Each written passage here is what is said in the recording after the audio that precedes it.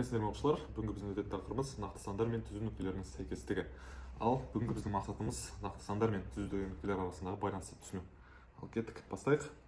Так, бізде бүгінгі жалпы кіріспеміз. Бүгін біз нақты сандар мен түзу нүктелердің сәйкестігін үйренетін боламыз, яғни әр санды түзуде нүкте ретінде көрсету жолын қарастырамыз. Ал кеттік, бастайық. Так, бізде түзу және нүкте дейді. Бірінші бізде түзу дегеніміз не? Түзу дегеніміз бізде екі жағы шексіз созылады. Мысалға, былай түзу салайық. Мына беті де шексіз кетеді, мына беті де шексіз кете береді. Мысалға А, Б, С нүктелерін белгілейік. Мысалға А мына жерде жатыр, Б нүктесі мына жерде жатыр, С нүктесі мына жерде жатыр. Осылай белгіленеді. Енді сызықтағы нүктелер сияқты, бірақ ол шексіз жалғасады дейді. Демек, бізде мысалға сызғыш бізде шектелсе былай, а бізде бұл түзу шексіз кете береді. Бізде бір нүкте, мысалы, 0 деп белгіленсін. Ал кеттік, тағы да түзу салайық. Мына біздің түзуіміз. Енді осы жерде бізде бір нүкте белгілейік. О деп. И сәйкесінше біз сандармен оны 0 деп алайық. Енді бізде осы О нүктесінің оң жағы бізде оң сандар, оң бағытқа мысалға мына жаққа. Келесек 1, 2, 3 деген секілді. Ал бізде сол жағы керісінше теріс сандар болады. Сәйкесінше -1, -2, -3 осылай кете береді. Каждый аралық, мысалға мына аралық бізде бір бірлік болып есептелінеді. Ал ары қарай бірлік кесінді дейді. Жаңағыдай салып өткеніміздей, бізде мысалға оң нүктесі бар, 0 мен мына жер бізде 1 болса, осының арасы бізде бірлік болып есептелінеді. Демек былай арасы 0,1, 0,2 сияқты кете береді. Сонда бізде мысалға 0,5 алайық, 2-ден 1, 0,5. Оны біз қалай саламыз? Үлкенірек қалайық. Мысалы бізде 0 мен мына жерде 1 деп алайық. 0,5, значит бізде 0 мен 1 санының тура центрінде орналасқан. 0 деген нүкте мен 1 деген нүктенің дәл ортасын таңдаймыз. Осы жер біздің 0,5 болады. Осылай 0,5 санын осы түзуде белгілейтін боламыз. Так, келесі жалғастырайық. Бізде нақты сандар. Бізде сандардан бүтін сандар, бөлшек сандар, иррационал сандар бар. Енді бізде соның барлығын түзудің бойында белгілеу керек боламыз. Біз бағаналы бері бүтін сандарды белгіледік. 1, -1 деген сияқты. Енді біз бөлшек сандарды белгілеп көрейік. Мысалы жаңа 0-ден 5-ті алдық. Сәл күрделі мысалға 4-тен 1. Демек 0,125. Ол бізде сәйкесінше 0 мен 1-дің 4-тен 1 бөлігі. Оны қалай алсақ болады? Бірінші біз 0 мен 1-дің жартысын алайық, мына жер. Бұл бізде 0-ден 5. Енді бізде тура осының жартысы 0,125 болады. Демек ол осы екеуінің ортасы. И сәйкесінше тура осылай 0,125-ті белгілейтін боламыз. Ал мысалға пи әрпін белгілеп көрейік, иррационал сан. Бізде пи әрпін білеміз. Ол бізде 3,114 деп қарастырамыз, бірақ негізінде пи саны бізде шексіз кете береді. Ары қарай көптеген сандар бар. Оны қалай белгілейміз? Оны былай істесек болады. Мысалға бұл жерде 0. Так, 3,114 болса, ол значит бізде 3 пен 4 санның арасында жатыр. Бірінші 3 санын белгілей алайық. 3, енді мына жерден 4 санын белгілейік. Енді кеттік. 3,114. Бірінші оның былай бөліктерге бөліп алайық. Мысалы R1 дейік.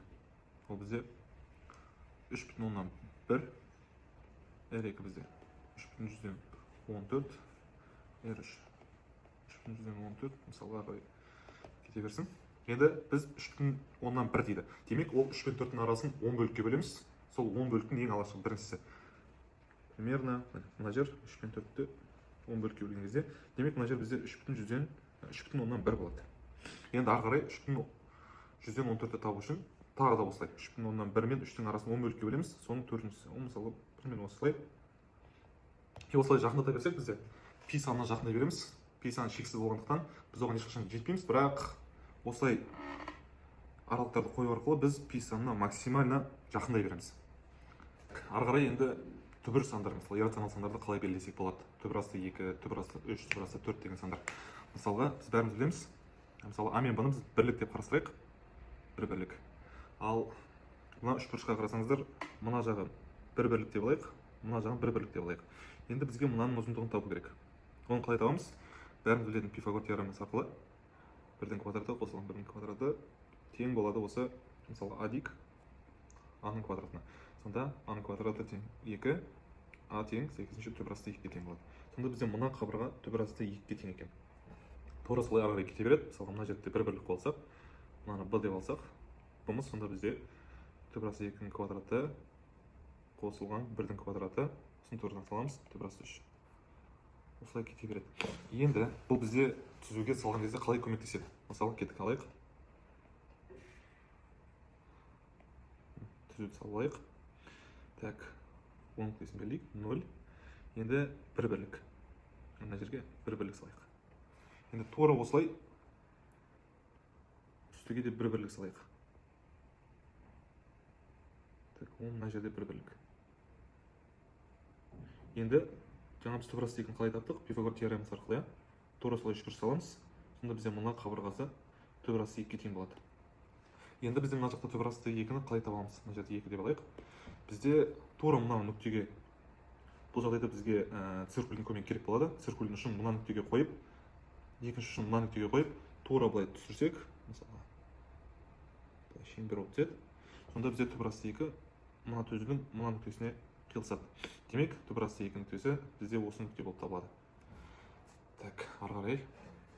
Кеттік ары қарай, сан оси дейді. Бізде мысалға мынау L түзу ғой. L оси нүктелері мен барлық нақты сандар жиынының арасында бізде өзара бір мәнді сәйкестік орнатылады. Яғни бізде кез келген нүктеге тек кез келген нақты санға L түзуден тек бір ғана нүкте болады.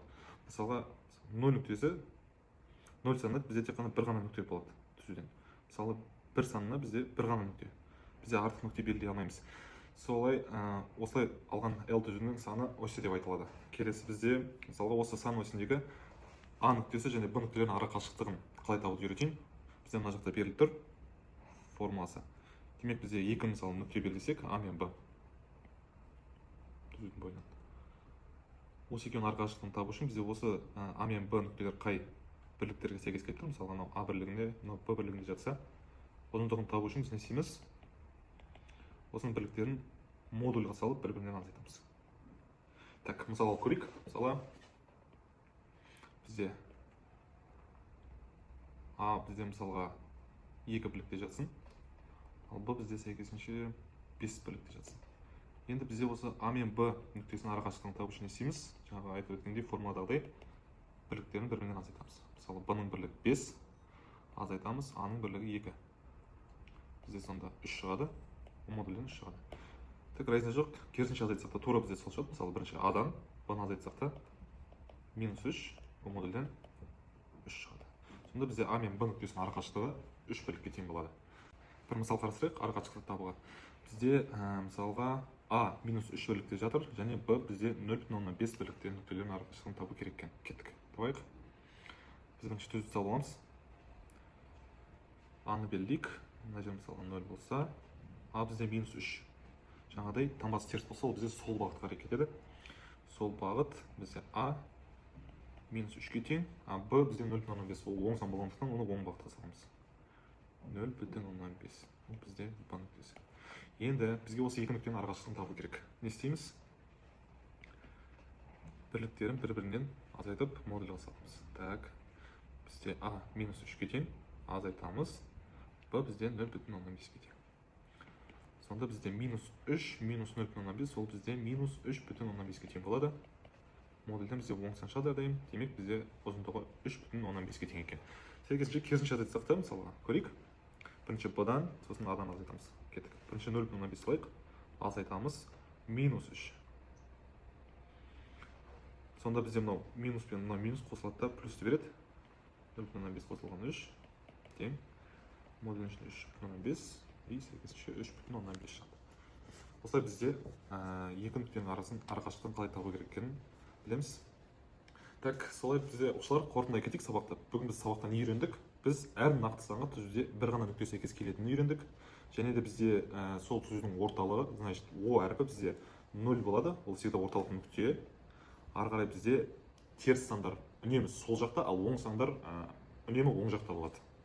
Осыны естен шығармайық. И соңғысы бізде бірлік кесінде барлық сандардың орнын анықтайды. Жаңағыдай, мысалға, бөлшек сан болсын, оны екі бүтін сандардың арасына алып, соның арасына былай анықтай аламыз. Осылай біздің сабақ аяқталды. Так, енді оқушылар, сіздерге тапсырма, бізде қайталау сұрақтары.